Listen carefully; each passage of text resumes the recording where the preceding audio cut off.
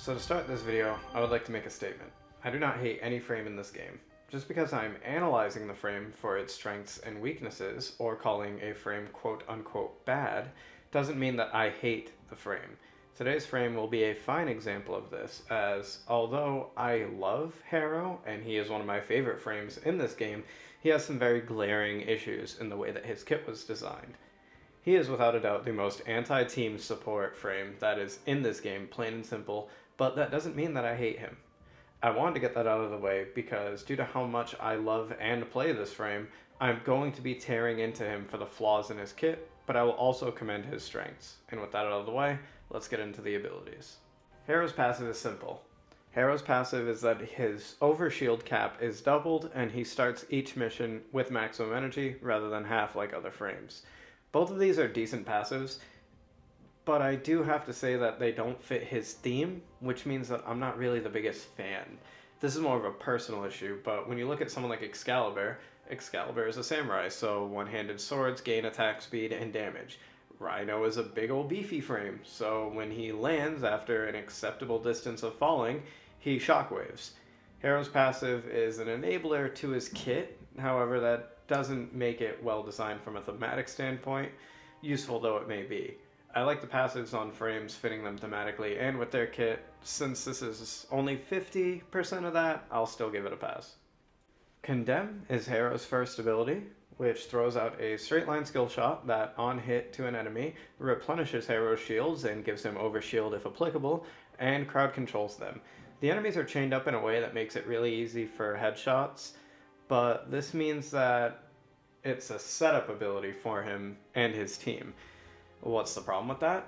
Is that it's setup, plain and simple. It means that in concept, DA made this as a preamble for the rest of his kit, so at base efficiency, before you cast any of your other abilities, remember, they all come with a 25 energy cost pre-cast, because you have to throw Condemn first. It's designed as shield setup for his 2 and headshot setup for his 3, if any of you were curious. The ability has no vital issues outside of that, and functionality-wise, works great. But as we go over his other abilities, Harrow has some issues. That means a setup ability required to spam is not going to be the best thing for his kit. Penance, Harrow's second ability, sacrifices his shields to boost reload speed and fire rate of weapons, while also healing yourself and allies for damage inflicted to enemies while this ability is active. Now, the duration of this ability is affected by how much shields you sacrificed, meaning that you have to cast his one a few times to get his overshield going, then cast Penance to remove all his shields for the capability of healing on damage dealt. I personally don't have that big of an issue keeping my shields going, but if you do, there's a Sentinel mod that immediately grants you full shields when your shields are knocked out. So if you're struggling with survivability with this, there you go, easy fix. Harrow's 3 is a Thurible, and after channeling into the ability for any duration you choose, you gain energy return on kills, and 4 times energy return on headshot kills. This is pretty synergetic with his 1 and 2, as I stated when I went over his 1, as when you condemn, it makes them wave their heads in your face begging for you to headshot them, and you want his 2 up so that any damage that you deal gets healed anyway. So, really good ability with good synergy with the rest of his kit. Now for Harrow's 4, Covenant. Harrow protects allies around him for a duration, absorbing all damage taken in a well, that after a duration expires, the damage taken gets converted into crit chance for twice as long as you chose to absorb damage. At base, this is 6 seconds of protection and 12 of retaliation. Mine's set at 12.7 of protection and 25.5 of retaliation. And, once again, headshot crit chance is multiplied by 4 like other things in his kit. Okay, so without a doubt, this is a fun and engaging kit. Constant use of abilities combined with proactive gameplay, meaning you have to be on top of giving your teammates health and energy while properly timing covenants to give them protection. So what's the issue? The issue is that Harrow is a gunslinger that needs to compete with his team in order to be effective. Let me give you a hypothetical. You're playing Harrow. You load into a mission, figure anything level 50 or higher, say 50 to 80. You load in and you see that you have a Saren, an Ember, and an Equinox. Good luck finding enemies to proc fucking anything on. You can't get shields because you can't find enemies to CC. You can't give energy or get any back after Thurible because the Ember just laid waste to the room that you're standing in. You want to move on to the next one to find it, you know, empty because Equinox is running max range maim and the entire tile set's done. The issue isn't that his kit is bad. The issue is that it requires you to compete with your team for kills. With that being said, I still use him, as not every player in the game runs mass clearing frames, and once enemy levels get high enough, you can get kills in and whatnot, but that doesn't mean that he's amazing. Harrow gets better as enemy levels climb, but not because of innate scaling like a Garuda's Blood Ball. It's because it means enemies take more than a subtle gust of wind to kill them, meaning that he gets a chance to be useful and gets his time to shine.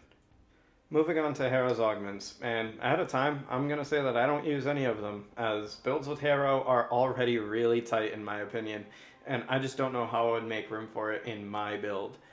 These augments are Tribunal, Warding Thurible, and Lasting Covenant, and to be honest, all of these are actually decent, if not great. It's just a shame I can't find a place to put them, which I will get into in a bit.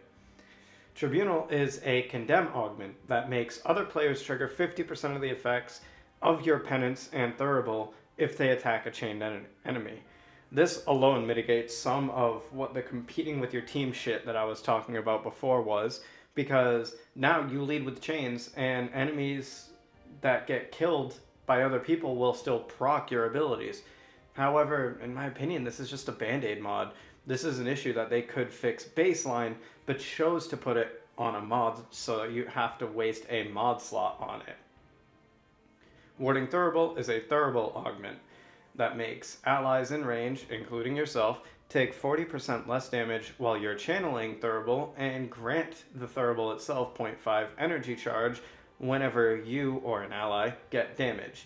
This means that allies face soaking damage while you channel Thurible can get you energy regain to be nutty high, but once again the issue is requiring your team to get shot while in Thurible range while you're channeling it. And it's only while you're channeling. The minute you're done channeling, the DR goes away, so it's not really amazing. But DR is DR in this game. You won't catch me complaining about putting DR on a support frame's ability. And lastly, Lasting Covenant is a Covenant augment that says headshot kills increase the crit chance duration by 3 seconds for each headshot without a max to the extension period. Here's the thing. Covenant is used for 2 things, but some people only use it for 1, which is what this is made for. Some people use Covenant as a moment's reprieve for yourself and your allies, and some people use it as this is just a crit buff, that's it. And that's fine. I personally like to use it as a moment's reprieve, but I see both sides of the spectrum here. Alright, with that out of the way, let's get into the build. Heavy focus on power, strength, and duration without going negative in other areas. You'll notice that I said I don't have room for the augment. That's legitimately because Natural Talent is here. Natural Talent allows you to cast all of your abilities faster, so for Harrow, someone who takes a fucking dynasty to cast all of his shit, this is incredibly useful, and I would say it's borderline necessary in order to be useful on Harrow. Harrow is, as I said, a fun frame. He always has something he can do and is incredibly active. However, he has to fight his team to do a lot of what makes him useful and do what makes him wanted in a squad. Down to the recommendation, I recommend him, but not for newer players. Harrow's farm is a massive pain in the ass, riddled with a drop for his system so low. I was sitting in the Allegiant Discord chatting to Shimmy, their resident Harrow player, and a random person popped in as we were joking about low drop chances in this game, and the first thing he said was, I assume we're talking about Harrow. So for a veteran, or a member of the player base that I affectionately nickname the Board Gods, you want Harrow, by all means, go get him. But new players already get exposed to so much. Spending half their life farming on just one piece isn't worth it to a new player. Thank you all for coming, and I hope to see you all in the next video.